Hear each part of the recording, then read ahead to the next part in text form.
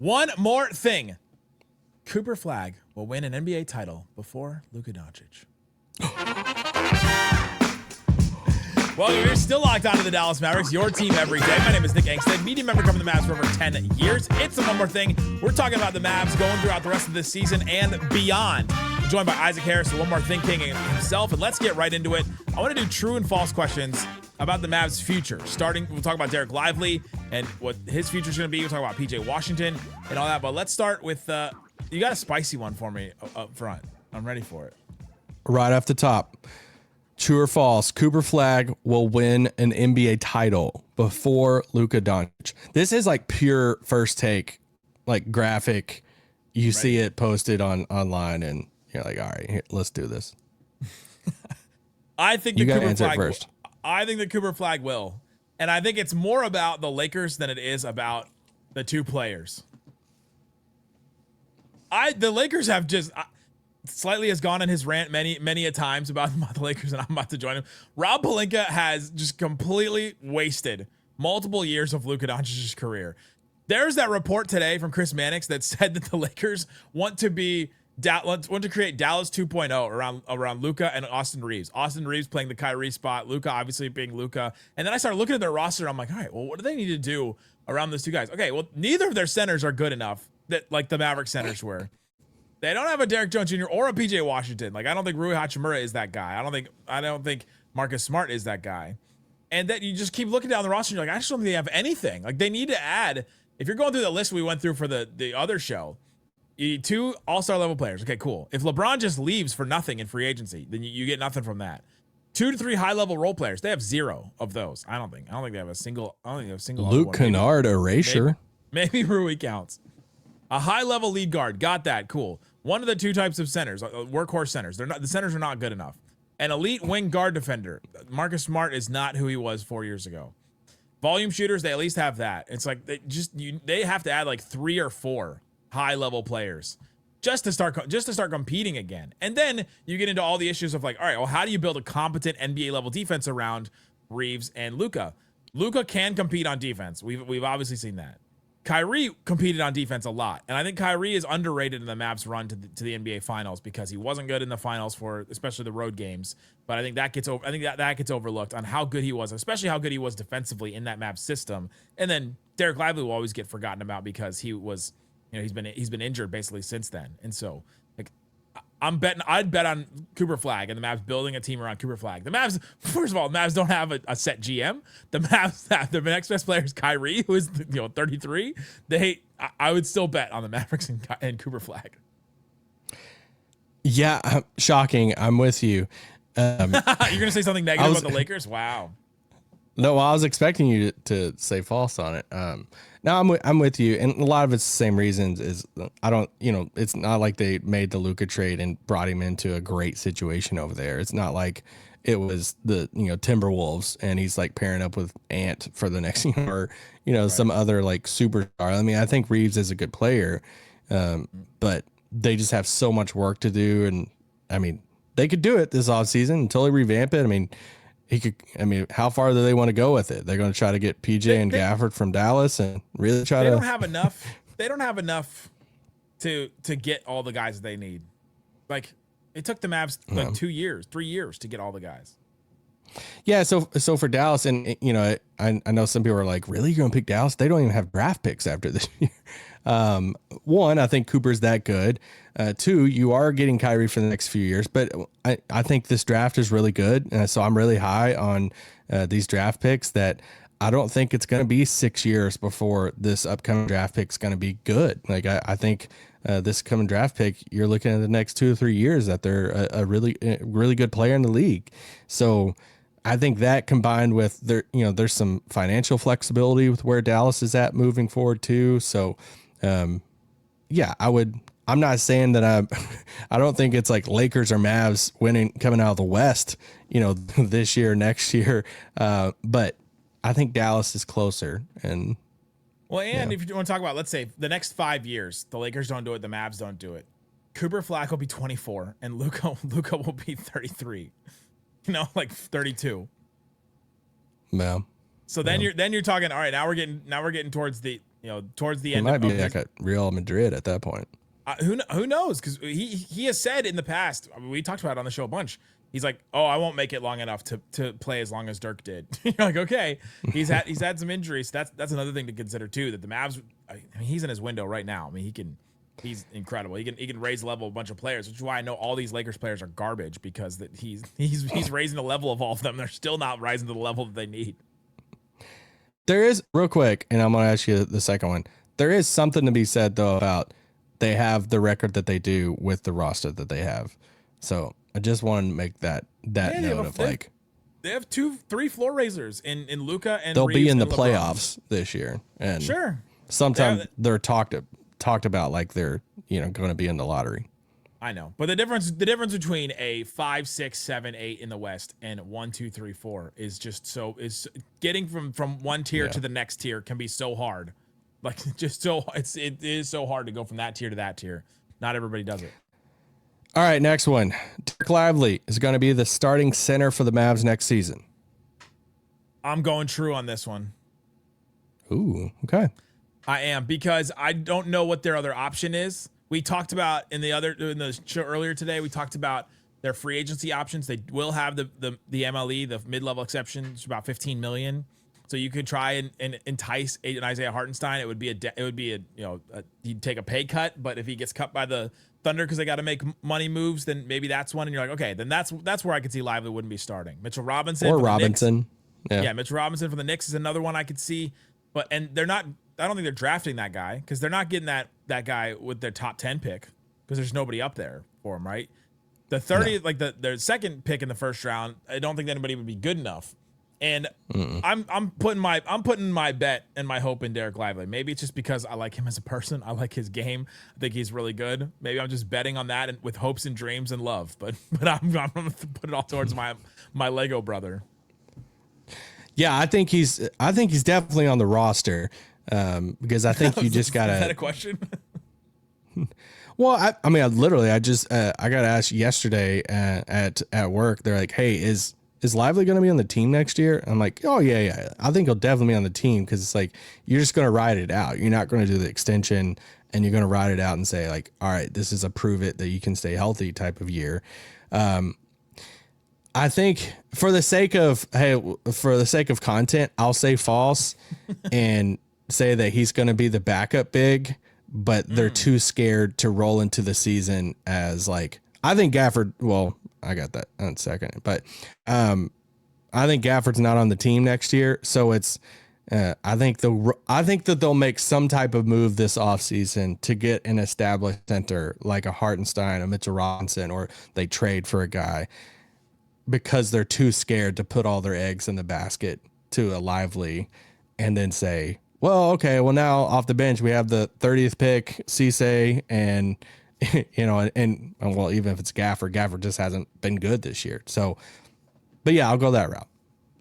That would be an interesting one. I think if they're up against it and they didn't have time, like the runway with Cooper Flagg, I think they would. But since they don't, like their best option is for Dereck Lively to be healthy. That continues to be their best option to be good. I did get a little scared the other day seeing him in the boot with the crutches, but it's precautionary. He had their surgery 2 months ago. I know.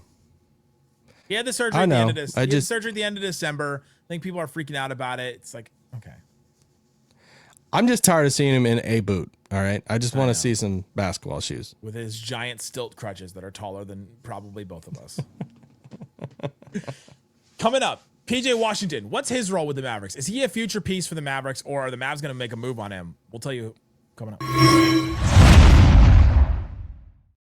Today's episode of Locked On Mavs brought to you by 5 Hour Energy. It's a 5 Hour Energy flavor draft with 18 different flavors to choose from, including new options like confetti craze, fruity rainbow, or cotton candy. There's something for everyone. The board is set. The flavors are ready. I've got my number one pick, Isaac Harris. Give me your number one pick. Mine is pomegranate, deep, slightly tart pomegranate flavor. Are you a pomegranate fan? No, that's not a flavor. Not really, but it sounds great for 5 Hour Energy. That's not a flavor you're about. More sophisticated, less candy-like. You get that pomegranate flavor. I'm gonna go. You're like a more blue raspberry guy. Sweet, tangy flavor, taste that nature couldn't even make because they don't make blue raspberries, but should have. That's how my wife describes me. A taste that nature couldn't make.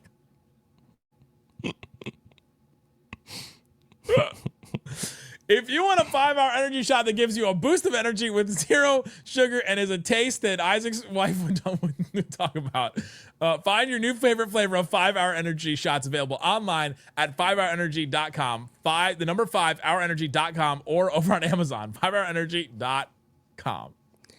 Nick, we're always in NBA arenas, specifically here in Dallas. The crowd, the energy, the moment. Getting tickets, though, it gets a little hard, a little difficult, but this is where Game Time comes in. It's the go-to app for scoring tickets fast without the hassle. It puts the advantage back where it belongs with the fans. One of the things with Game Time I specifically like is you get the all-in price up front. I hate buying tickets, and you get to the very end, and here's all these like fees and stuff, and you're like, what the crap? Why am I paying this? Game Time's not like that. They give you the all-in price up front, no surprise fees at checkout. Take the guesswork out of buying NBA tickets with Game Time. Download the Game Time app today. Create an account. Use the code LOCKEDON for $20 off your first purchase. That's a code LOCKEDON for $20 off. Download the Game Time app today. Remember, it's gametime.co, not .com. That's right. And it's tax season, but for a lot of us, the old way of doing taxes is a lot. Trying to book an appointment that's not the most convenient, sitting in a waiting room with a stack of papers, emailing back and forth, and wondering if they're really going to get to your situation. But this year, you're getting a major upgrade. Intuit TurboTax now has in-person locations nationwide. You can meet face-to-face with a real tax expert and go through your documents and get them uploaded straight to your TurboTax app on the spot. And just like that, you're done. Your TurboTax expert works to get you every dollar you deserve while you get real-time notifications as you go about your day. It's the relief of walking in, meeting a real person, and walking out knowing your taxes are being handled right. Head to TurboTax.com/local to find a store near you and book your appointment at TurboTax.com/local. Shut it down! Let's go home! It's one more thing. We're talking about the Mavs. Cooper Flagg will win a title before Luka Doncic. Dereck Lively will probably be the center to start the season for the Mavericks next year. And give me another true-false question about the Dallas Mavericks, Isaac Harris. PJ Washington will be traded this offseason. I'm going false on this one. My first one going false. I think they'll keep him. I think he's a core piece for the Mavericks. I think that the fit with him and Cooper Flagg has not been great. And I think a lot of people are pointing to that and saying that that's not been good. But I think the fit with him and Flagg and Lively was good. And so I think that that's your vision with all of it. I think PJ Washington is also just a player that is hard to replace. We just talked about the Lakers. They don't have a player like him. Rui is not like him. Jake LaRavia was not like him. Like he is a confounding type player because he can do a little bit more than what you want just like a 3-and-D role player to do. But when he tries to do more, he turns the ball over 5 times. Like that's what we've seen at the end of this season. He is not a player that's going to like take over your offense or do anything like that. But when surrounded by other stars, he can take advantage of mismatches and situations. And I think that PJ Washington is going to be part of this team for the future. They signed him to that extension over the offseason. So, I mean, he signed up. He's making 12% of the cap the next 4 years after this one. And so I think he's part of the future. I think he's a main piece for the Mavericks. And don't forget, like, the standing on business moment, like the not taking crap from anybody. Like, I think that all that stuff matters. Like, him and Naji are, like, the heart and soul of this team, at least right now. Yeah, I'm with you. I'll lean false on it. I think it's like a 60-40. No, you said false. Oh yeah, okay. So that he will, the question was he will be traded. You see, he will be traded this offseason. Yeah, I lean towards false on it. I think it's like 60-40. I see a world in which they could trade him this offseason. But for a lot of the reasons that you said, that once again, it's kind of like the Max, discourse too about giving Max the extension and all that. They're going to have more creation next year. They're going to have Kyrie and then one of these guards probably in the draft, and then Cooper taking a next step forward. Hopefully Naji's back. Like you're getting, like there's going to be a lot more creation that PJ, in addition to a guy like Max, can go back to some of the role that he was playing with Luka of get in the corner, get out on the wing, hit the, catch and shoot shots, play some defense. And so I'm with you. I think there's a role for him next year. When's the last time we saw PJ post up a small player, right? It doesn't seem like it's that often because he's not guarded by these small players because the Mavs have so many small players out there that are all being guarded by the other small guys. Like it's hard to get a mismatch for him right now. And he's the one that can exploit mismatches. Like remember he was posting up small guys all the time when the Mavs had like actual creators on the roster. So that one, yeah, But- that one I think they keep him around. I will say there's no excuse to like he's not having a good year. So and he's not playing the best basketball. I mean, there are excuses. He's having a weird off the court year. He's had the ankle injuries been on and off. Like I think that it's been a disruptive year for him for sure. All right, I got one last one. One more. Let's go. One more thing for the one more thing. One of Jason Kidd or Matt Riccardi will be the GM next year. I'm gonna go false on this. Maybe it's the Tyus Jones move that has got me thinking that Jason Kidd is no longer the shadow GM. Matt Riccardi has been making his rounds. He's been doing a lot of media lately, and so it seems like they're putting him out there. The Anthony Davis trade was a good move, we think, and so we're behind that. Yeah. He was behind that with him and Michael Finley, and so we have some proof of concept that he'll make a move and that he can make a good trade. I would bet if I'm going Jason Kidd, Matt Riccardi, or the field. Right now I'm going the field. I'm going the field as the GM. Okay. This one's so hard for me. I don't know why I put it in there. I just wanted to talk about it. It's because I just don't. Well, I don't have an answer for it. It's like, I know there's some viable paths. Like, I don't want to say Game of Thrones. I know there's some people in different with different agendas, going for different outcomes for who lands this GM spot, and I'll say yes. The recent, and we both love Matt Riccardi the person, and he's been super generous to us and different things, and it has been a little eyebrows up of like, oh, we're getting a lot of Matt Riccardi like, hey, this is my journey and stuff. So where like if I was like owner running the Mavs and like Riccardi was going to be my move, what I would do? I would say, hey, I want to get the homegrown story out there. I want everybody to like the fans be like, dude, I mean, I was messaging with Bob Sturm the other day and I was like, dude, has a great interview with Riccardi on the ticket. And he's like, I know, I love, like when you talk to Riccardi, he is such a nice dude, like the most genuine dude. And you're like, I want to root for that guy. Like I want you to be like very successful in life. And so it's like, there's a little something with that where I'm like, ooh, and we haven't heard anything yet. Like we're getting closer to the draft. That's what I'm saying. So we'll see. I know that there is still a desire from Dumont of like, or there has been of like, hey, we want to go big fish hunting for that next spot. But it also wouldn't shock me if it's like, hey, we're going to name Riccardi to this spot, moving forward. So I'll lean true on it, but it's close. If they do name Riccardi, I want to be there when the Mavs play the Nets and he and Sean Marks are having a conversation standing up, because I think that would be the tallest GM in the league and the shortest GM in the league having a trade conversation. I do not understand how Sean Marks still has a job. The Nets guy?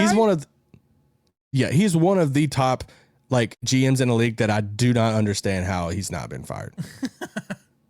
Well, the Michael Porter Jr. trade was good. He got Michael Porter Jr. Look how long he's been there, and then stack up those teams and see like how do you have the job security that you do? Because if you're the owner, you're Joe Tsai, and you go into his office and he stands up, he's 6'11", and it throws me off every time I see Sean Marks.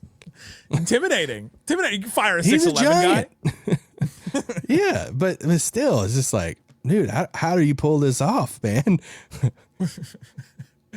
There you go. Let us know in the comment section or in our Discord what you think about any of these questions. We'll throw them out there, and you can get access to the Discord with our Everydayer Club or the text line. 2 different ways to subscribe, so check out the links in the description for that. Guys, thanks so much for listening to Locked On Mavs. Peace out. Boom. He's got to touch it. He's got to rub it and hold it. Oh, my gosh.